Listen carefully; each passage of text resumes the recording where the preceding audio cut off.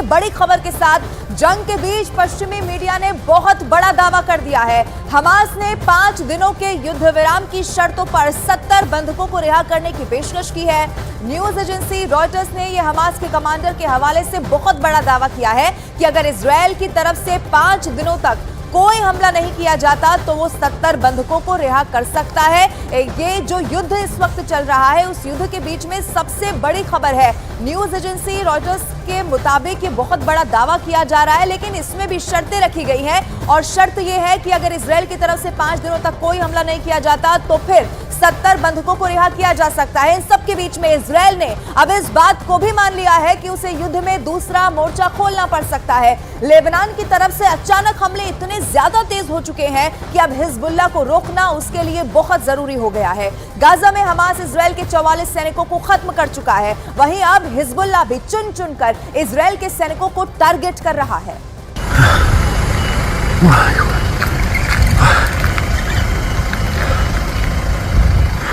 ये गाजा नहीं है, ये हमास भी नहीं है, ये है उत्तरी इजराइल। लेबनान से लगे हुए इस इलाके में जैसे जहन्नुम की आग जल रही है। इजराइल अब लेबनान को गाजा बनाने की तैयारी में जुट गया है, क्योंकि हिजबुल्लाह ने इस हमले को अंजाम दिया है। इजराइल और लेबनान बॉर्डर पर हुआ यह हमला एंटी टैंक मिसाइल से किया गया है। दावा किया जा रहा है कि इस हमले में इजराइल के कई सैनिक बुरी तरह घायल हुए हैं। अगर ये हमला बड़ा लगा तो इस अटैक को देखिए। हिजबुल्लाह के लड़ाके रमीन बैरक के पास एंटी टैंक मिसाइल फायर करते हैं और फिर होता है ये धमाका।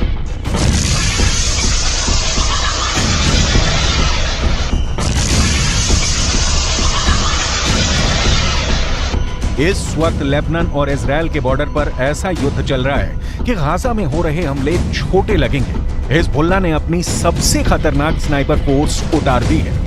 हिजबुल्लाह ने अपने एंटी टैंक दस्तों को इजराइल की पोस्ट पर लगातार हमलों का ऑर्डर जारी किया है।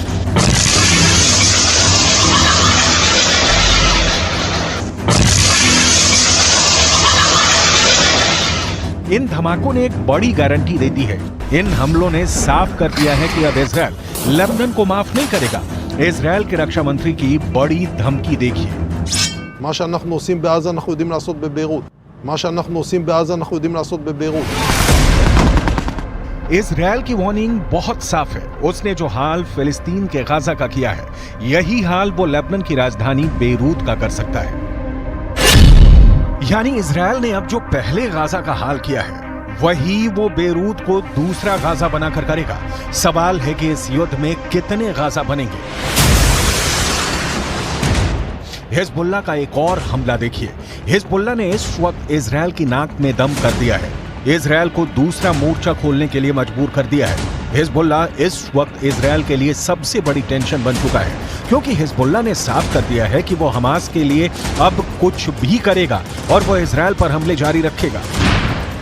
شهدنا في الأيام القليلة الماضية موجة جديدة من التهديدات من نتنياهو، من جالنت، من جانيتس، من آخرين باتجاه لبنان، وسببه هو ارتفاع مستوى القلق باتجاه ما يجري في هذه الجبهة وارتقائها كما ونوعا وعمقا. طبعا نحن سنستمر في هذا الموقف، في هذا الأداء. ये लेबनान और इजराइल के बॉर्डर पर यारून इलाका है। यहाँ उठता धुआं इजराइल की बमबारी का नतीजा है। हिजबुल्लाह के अटैक के बाद इजराइल लगातार दक्षिणी लेबनान पर बमबारी कर रहा है। इसीलिए डर है कि अब इजराइल बेरूत को दूसरा गाजा बना सकता है। हिजबुल्लाह के महासचिव हसन नसरल्लाह ने अपने भाषण में ऐसी बातें कही हैं कि इससे साफ है कि इजराइल और फिलिस्तीन के बीच चल रही जंग लंबी चलेगी। खतरा है कि इसमें 10 गुना ज्यादा मौतें होंगी। टारगेट पर अब ऐसे ऐसे ठिकाने होंगे जिसके बारे में सुनकर कोई भी चौंक जाएगा। ये बात पहले से साफ है कि हिजबुल्लाह के पीछे ईरान है। ईरान से जैसे ही ऑर्डर मिलता है, हिजबुल्लाह इजराइल को टारगेट करता है। ये ईरान का ऐसा प्लान है जिसमें हिजबुल्लाह के हमलों के बाद इजराइल बुरी तरह उलझ कर रह गया है।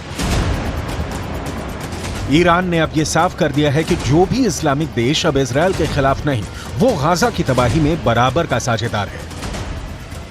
ملت‌های مسلمان این را مایه ننگ خود می‌دانند که در زمانی که خون برادرانشان در غزه بر زمین می‌ریزد دولت‌ها برای منافع اقتصادی سوخت ماشین جنگی اسرائیل را تأمین کنند. लेबनान बॉर्डर पर चल रही लड़ाई से अलग अगर गाजा पट्टी को देखा जाए तो इस वक्त वो इजरायल की बमबारी में खंडहर बनता जा रहा है। 11,000 से ज्यादा लोग मारे जा चुके हैं, इनमें 5,000 तो सिर्फ बच्चे हैं।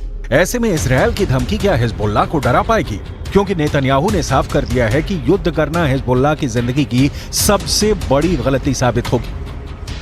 תקפנו מטרות רבות של חיזבאללה, חיסלנו מחבלים רבים. ואני שב ואומר, אם חיזבאללה יבחר להיכנס למלחמה, הוא יעשה את טעות חייו. देखा जाए तो हिजबुल्लाह वो संगठन है जिसे ईरान से पूरी मदद मिलती है और ईरान हिजबुल्लाह को इजरायल के खिलाफ एक बड़े हथियार के तौर पर इस्तेमाल भी करता आया है। लेकिन इजरायल ने अगर हिजबुल्लाह का हाल हमास जैसा करने का फैसला किया तो लेबनान में वर्ष 2006 वाले युद्ध की तबाही दोहराई जा सकती है। 2006 में हिजबुल्लाह और ईरान के बीच 34 दिन तक युद्ध चला था। तब इजरायल के 121 सैनिकों को मिलाकर 160 लोग मारे गए थे, जबकि हिजबुल्लाह के 250 लड़ाकों समेत लेबनान के 1200 लोगों की मौत हुई थी।